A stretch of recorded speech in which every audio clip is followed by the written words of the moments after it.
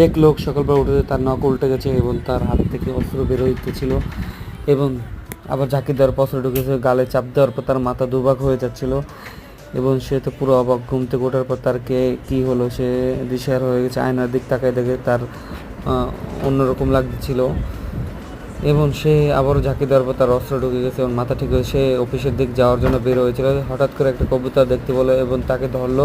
ধরার পর তাকে স্ক্যান করে সে ঠিক করে দিল। সে তো পুরো অবাক যে আমার এত শক্তি আল্লাহ তাআলা আমাকে এভাবে দিয়েছে। সে কবুতরকে ধরা মাত্র ঠিক হয়ে গেল এবং আকাশে উড়ে গেল এবং সে তার নিকট আত্মীয় এক রোগীর কাছে গেল এবং রোগীর সব স্ক্যান করে তার মাথায় হাত দেওয়ার পর রোগীটি ঠিক হয়ে গেল এবং সে পুরাই অবাক যে আমার কারণে আজকে অনেক মানুষ উপকারিত হবে এবং সে হাত দেওয়ার পর রোগীটি চোখ মেলে উঠল এবং ডক্টর এসে দেখে অবাক